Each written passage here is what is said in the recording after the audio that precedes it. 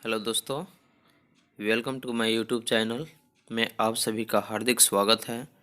आज मैं NTPC, group D, BPSC के साथ साथ एसएससी, बिहार पुलिस तथा अन्य सारे प्रतियोगी परीक्षाओं के लिए महत्वपूर्ण प्रश्न के बारे में बताने जा रहा हूं, जो कि काफ़ी महत्वपूर्ण है। अगर आप मेरे चैनल पर नए हैं तो सब्सक्राइब कर लें और बेल आइकन दबा दें ताकि सभी नोटिफिकेशन आपको मिलता रहे। तो चलिए, आज का पहला प्रश्न है, रक्तस्राव को रोकने के लिए आमतौर पर किस एल्यूमिनियम लवण का प्रयोग किया जाता है? तो इसका सही आंसर है पोटास एलम। तो रक्तस्राव को रोकने के लिए आमतौर पर पोटास एलम एल्यूमिनियम लवण का प्रयोग किया जाता है।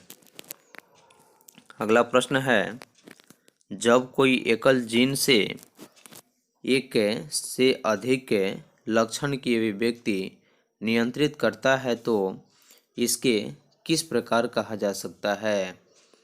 जब कोई एकल जीन एक से अधिक लक्षण की अभिव्यक्ति को नियंत्रित करता है तो इसको किस प्रकार कहा जाता है? तो इसका सही आंसर है बहुप्रभावी। अगला प्रश्न है, मानव शरीर में सबसे लंबी कोशिका कौन सी है? तंत्रिका कोशिका। मानव शरीर की सबसे लंबी कोशिका जो है वह तंत्रिका कोशिका है। अगला प्रश्न है, पक्षियों में प्रायः एक ही क्या होता है? अंडाशय। तो पक्षियों में प्रायः एक ही अंडाशय होता है। अगला प्रश्न है, वह वर्णक जो वनस्पति को पराबैंगनी किरणों के दुष्प्रभाव से बचाता है वह कौन सा है? कैरोटीनाइड।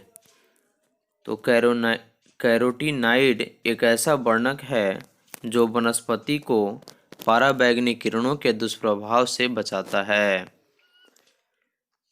अगला प्रश्न है, पुरुष में पुरुषत्व के लिए कौन सा गुणसूत्री संयोजन उत्तरदायी है? X Y.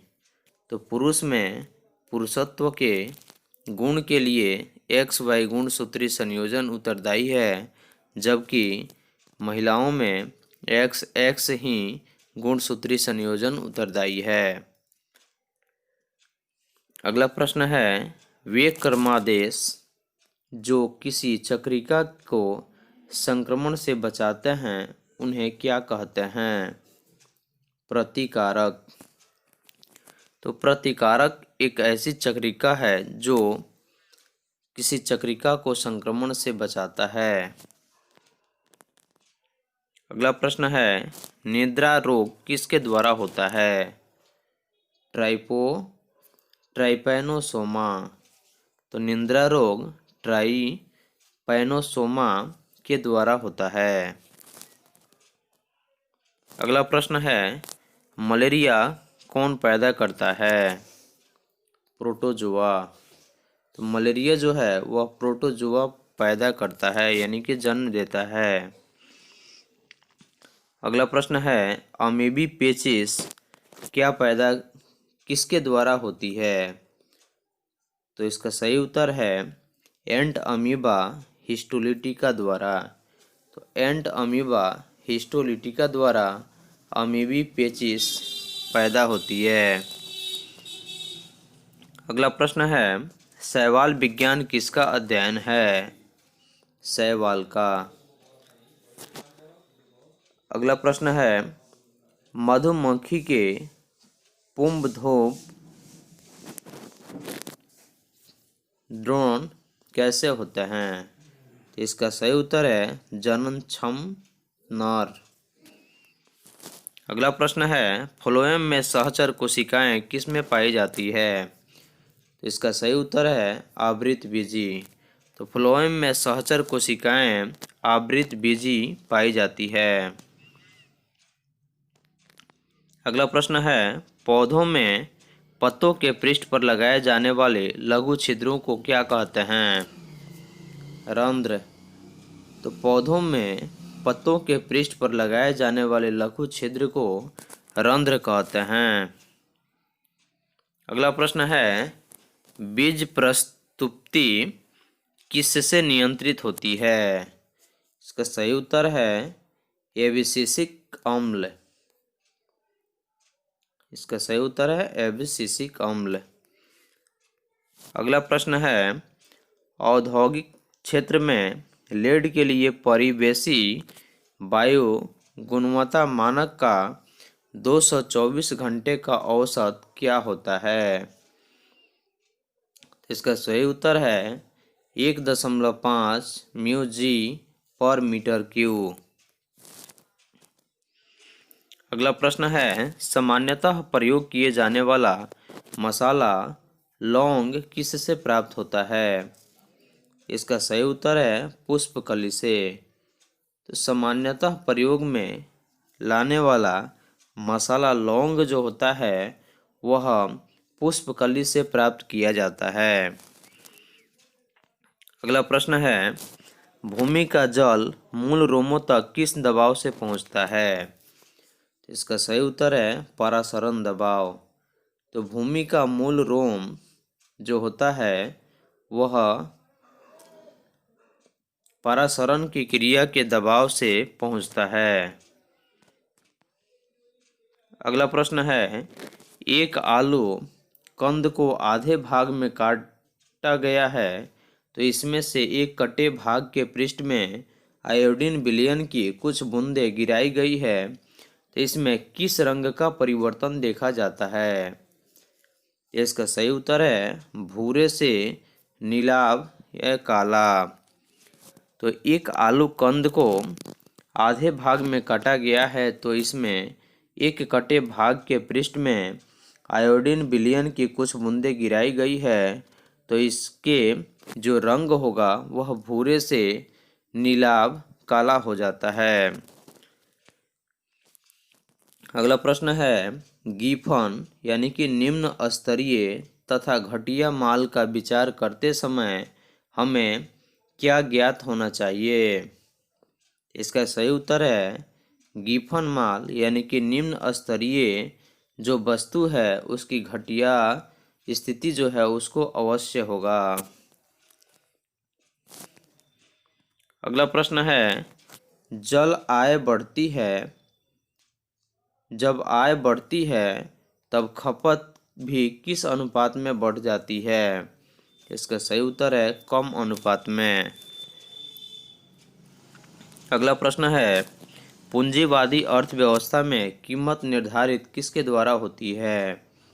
इसका सही उत्तर है मांग और पूर्ति। तो पूंजीवादी अर्थव्यवस्था में कीमत का निर्धारण मांग और पूर्ति के आधार पर की जाती है। अगला प्रश्न है, नीली क्रांति किससे संबंधित है? तो इसका सही उत्तर है मछली उत्पादन से। अगला प्रश्न है, वर्तमान प्रतिफल नियम का अर्थ क्या है? वर्तमान प्रतिफल नियम का अर्थ क्या है? इसका सही उत्तर है ह्रासमान लागत। अगला प्रश्न है, आर्थिक आयोजन का अनिवार्य अभिलक्षण क्या है? तो इसका सही उत्तर है समाजवादी अर्थव्यवस्था। तो आर्थिक आयोजना का एक अनिवार्य अभिलक्षण जो है वह सामाजिक अर्थव्यवस्था का है। अगला प्रश्न है, भारत में केंद्रीय बैंक का कर्तव्य कौन सा बैंक निभाता है?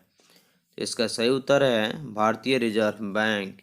और भारतीय रिजर्व बैंक जो है वह केंद्र सरकार के बैंक के अधीन होता है और यहीं भारत में चलने वाले जितने भी बैंक हैं सबका हेड होता है, यानी सबकी देखभाल अपने से करता है। इसलिए भारतीय केंद्रीय बैंक के कर्तव्य के रूप में भारतीय रिजर्व बैंक अपनी भागीदारी निभाता है। अगला प्रश्न है, भारत में कृषि वस्तुओं के संबंध में न्यूनतम समर्थन मूल्य, प्रापण मूल्य आदि से संबंधित आयोग कौन सा है? इसका सही उत्तर है कृषि लागत और मूल्य आयोग। अगला प्रश्न है भारत सरकार के व्यय किस पर इमदाद के कारण अधिकतम है। इसका सही उत्तर है तेल। अगला प्रश्न है भारत में सामाजिक लेखांकन प्रणाली को किस में वर्गीकृत किया गया है। इसका सही उत्तर है आय, उत्पाद और व्यय। तो भारतीय सामाजिक लेखांकन प्रणाली को आय, उत्पाद और व्यय के रूप में वर्गीकृत किया जाता है। अगला प्रश्न है ब्याज की दर और उपभोग के स्तर के बीच से संबंध पर सबसे पहले किसने कल्पना की।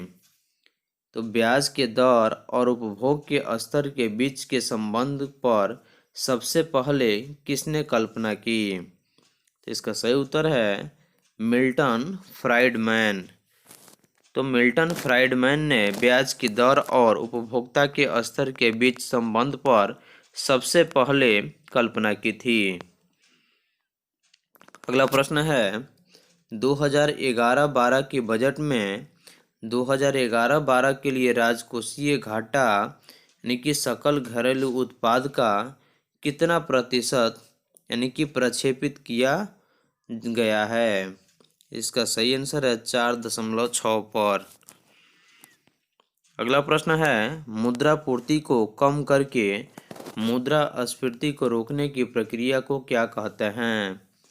इसका सही उत्तर है विस्फीति। अगला प्रश्न है देश में छोटे किसानों को परिभाषित किया गया है वे किसान जिनके पास जोत क्षेत्र हैं यानी कि देश में छोटे किसानों को किस प्रकार से परिभाषित किया गया है। इसका सही उत्तर है 1 से 2 हेक्टेयर। अगर किसी किसान के पास 1 से 2 हेक्टेयर भूमि हो तो उन्हें छोटे किसानों के रूप में दर्शाया गया है। अगला प्रश्न है मान लीजिए कि माल ए और पूरक बी पूरक है तो ए की कीमत में वृद्धि होने का क्या प्रभाव पड़ेगा। इसका सही उत्तर है बी की मांग में गिरावट आएगी। अगला प्रश्न है भारतीय रिजर्व बैंक के निर्देशों के अनुसार 2000 से अधिक जनसंख्या वाले सभी स्थानों पर किस वर्ष तक बैंकिंग सुविधाएं उपलब्ध कराई जानी अपेक्षित थी। इसका सही उत्तर है मार्च 2012। अगला प्रश्न है 1931 में भारतवर्ष में पहली बोलने वाली फिल्म कौन सी थी। इसका सही उत्तर है आलम आरा। तो 1931 में भारत में सबसे पहली बोलती फिल्म जो बनी थी वह आलम आरा थी। अगला प्रश्न है गरबा किस राज्य का नृत्य है। इसका सही उत्तर है गुजरात का। अगला प्रश्न है ललित कला अकादमी किसके संवर्धन के लिए समर्पित है। इसका सही उत्तर है ललित कला। अगला प्रश्न है द फ्यूचर ऑफ इंडिया नामक पुस्तक के लेखक कौन है। इसका सही आंसर है बिमल जलान जो कि भारतीय रिजर्व बैंक के पूर्व गवर्नर भी थे और उन्होंने ही द फ्यूचर ऑफ इंडिया नामक पुस्तक को लिखी। अगला प्रश्न है केंद्रीय खाद्य प्रौद्योगिकी और अनुसंधान संस्थान CFTRI कहाँ पर स्थित है। इसका सही उत्तर है मैसूर में। तो केंद्रीय खाद्य प्रौद्योगिकी और अनुसंधान संस्थान मैसूर में स्थित है। अगला प्रश्न है अरक्तता किसकी कमी के कारण होती है। इसका सही उत्तर है फॉलिक एसिड। तो अरक्तता जो होती है वह फॉलिक एसिड की कमी के कारण होती है। अगला प्रश्न है थायराइड ग्रंथि की सामान्यता बनाए रखने के लिए नमक में आयोडीन किस रूप में मिलाया जाता है। इसका सही आंसर है Kl। अगला प्रश्न है मानव के शरीर में सबसे लंबी कोशिका कौन है। इसका सही उत्तर है तंत्रिका कोशिका। अगला प्रश्न है, शार्क में किस प्रकार की पूंछ पाई जाती है? विषम पाली पूंछ। सौर ऊर्जा का सबसे बड़ा यौगिकी कारक कौन है? हरे पौधे। शिशु लिंग किसके गुणसूत्री योगदान पर निर्भर करता है? पिता। शिशु लिंग जो है वह पिता के गुणसूत्री योगदान पर निर्भर करता है। ज्ञात सबसे छोटा प्रोकैरियोटिक जीव कौन है? इसका सही उत्तर है माइकोप्लाज्मा। अगला प्रश्न है, निद्रालु व्याधि रोग की वाहक कौन है? सीसी मक्खी। तो सीसी मक्खी के काटने पर निद्रालु व्याधि रोग उत्पन्न हो जाता है। घातक मलेरिया फैलने वाले मलेरिया परजीवी कौन होते हैं? Plasmodium falciparum. तो प्लाज्मोडियम फैल्सीफेरम जो है वह घातक मलेरिया फैलाने वाले मलेरिया परजीवी है। परजीवी का अर्थ होता है वैसा जीव जो किसी और जीव पर आश्रित है, उसे परजीवी कहते हैं, जैसे जोंक, मच्छर। अगला प्रश्न है, किस जंतु में तंत्रिका तंत्र नहीं होता है? अमीबा।